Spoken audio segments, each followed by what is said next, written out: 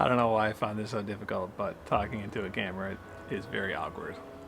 Hey folks, in this week's video, we're going to discuss how to effectively run a weekly one-on-one discussion between an individual contributor and their manager. I so often hear from other managers that they don't have time for these meetings, either on a weekly or bi-weekly basis, and I really think they're missing the point. If these meetings are run properly, it can unlock a lot of productivity for your individual team members. It'll also increase their autonomy outside of those discussions and even reduce frustration with roadblocks that they're coming up against. For the managers, investing this additional time in your team, it will actually free up a bunch of additional time outside of these discussions. And if you're an individual contributor, you have more skin in the game and control over these discussions than you may realize. We all have enough meetings these days in any size organization, but the one-on-one discussion you have with your manager in that relationship is what I believe is the most important one.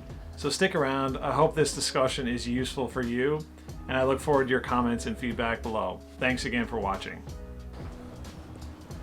So let's talk about the basics. Who owns and drives the meeting? How long it should be and how frequently should you have it? What is the main objective or objectives of the meeting, as well as what's an appropriate or optimal place to have these kind of discussions. The owner and who should drive the meeting is really the individual contributor, and this is actually the opposite of what most people think. Length and frequency. What I find best is 30 minutes weekly for smaller teams and then 30 minutes every second week for bigger teams. I do see some teams stretch it out to, monthly or even every 6 weeks, but you'll see from the objectives of the discussion, I just think it's too infrequent and things can often fall through the cracks if the discussions don't happen more frequently. Let's talk about the objectives of the meeting. So the first one is really to get and to stay in sync. And that's why I think the frequency, you need to have it on a fairly regular basis to be able to get and stay in sync. This is especially important as we talked about in these kind of fast-paced work environments. Things are changing so quickly, and if you're not doing them frequently enough, then you won't be able to get and to stay in sync. The next one is really feedback, and I always encourage feedback should be bi-directional, but there should always be time allocated at the end of the discussion for feedback, to the employee on specific work products. It could be on their overall performance, and vice versa, for the employee, how are they working with the other team members? How are they working directly with the manager or other executives in the company? And this is like a really important time to keep protected and to be able to talk about that in a really candid way. One of the other key objectives is to understand kind of the whole person and kind of what personal issues a person might be having, as well as what their overall workload might look like. Location may not seem like a big deal, but can really set the tone for the discussion. So a couple of things I think are important. Finding somewhere private, especially if you work in like an open office environment, finding a meeting room or getting kind of very far away from the immediate work environment is helpful. Separation. It also creates kind of privacy. So if you want to provide feedback to the employee about recent performance, kind of good or bad, and then the same thing the other way, if there's personal things that the employee wants to share or concerns about the team or the company, then it gives them the environment to be able to talk openly about it. If you're near other team members, it can create constraints around that, and you may not create the environment of kind of trust that's needed. The other thing that I think is important for managers to keep in mind is to not be distracted. It's especially important for startups and kind of fast-paced companies where you'll be tempted to look at email, check text messages and things like that. And I really discourage you from doing that.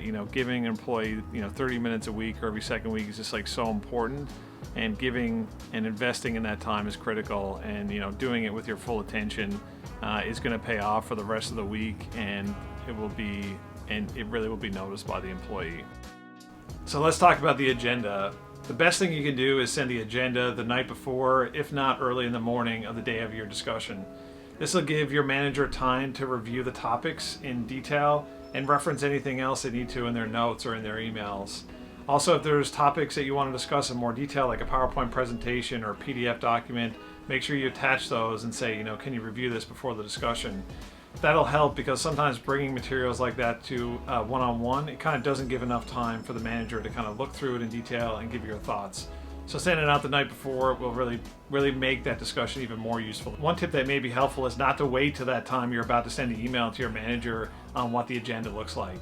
I actually have a place in my note-taking app where I keep track of kind of one-on-one notes, and actually through the week I'll actually put in topics that I need to discuss. So if there's emails that need a follow-up, if I want to talk about a specific topic, or if there's something I want feedback on, if I did a presentation that week, I'll actually make a running list, and so when it comes to that time, it's the night before the discussion, I can just go and look at the 4 or 5 topics, kind of clean them out, elaborate on anything, include attachments, and then just send it. One thing with the agenda I would try and keep in balance is to make sure you get most of the topics covered in about 20 or 25 minutes, leaving kind of an open space at the end for your manager to provide feedback or bring any other topics that they want to discuss. The last tip I'll give, I think, is really important, and this is great for regular meetings too, is to share the agenda on the screen. There's a chance that your manager didn't read it before the discussion or maybe kind of forgotten what the topics are. And keeping it up on the screen, either through a Zoom call or if you're in a meeting room doing a kind of screen share with a projector, is also a really helpful way to make sure you stay on point, because if you've got 5 or 6 topics, it can be really easy to get stuck on the first 1 or 2. And having a shared agenda will make sure you kind of stay on that track. It also can be helpful if you're defining kind of next actions or next steps that you need from your manager or things that you're going to do, then it's really important to be able to document that. Sometimes even writing in real time will help you kind of clarify what those next steps are. As managers start to lead larger and larger teams, their individual output matters less and less. And in these circumstances, the individual priorities of the team members as well as the collective team priorities become the most important thing. And that ensuring that the entire team is pulling in the same direction. Where the one-on-one can unlock a lot of additional time for the manager is that if it's done properly and that this is the main touch point with that individual, then you can really funnel a lot of discussions, meaningful discussions into that, and also triage a lot of other communications outside of that. So you can start, if you do this and you're really aligned with a team member, you can start to skip status meetings during the week that that team member is leading or participating in. You can be carbon copied on less emails. You can also have kind of less interruptions during the day, as that people may come up to your desk, especially in open office environments.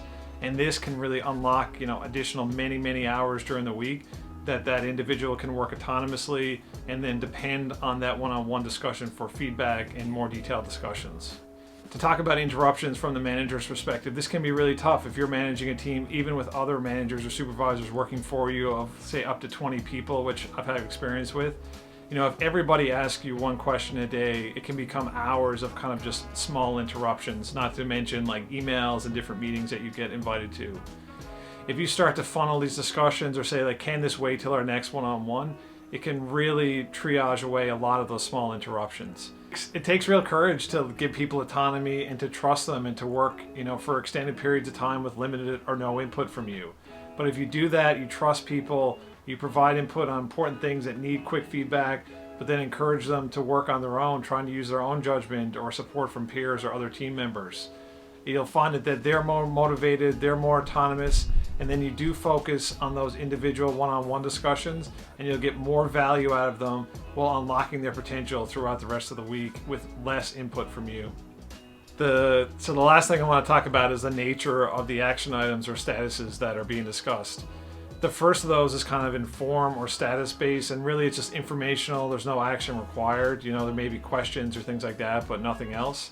Then there's immediate feedback, so things you need feedback on right away, kind of the next steps you're taking on projects or on a work product or an email you're going to send to, say, an executive team.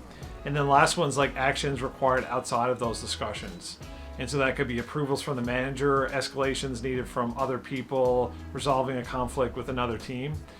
So doing those things, but making sure it's clear that who the action is with, or if there's no action required, it's also helpful. Hey, this is just an FYI, but making that clear to your manager and vice versa, that who is responsible for the action, and if there's no action required, that's fine too, but being clear about that.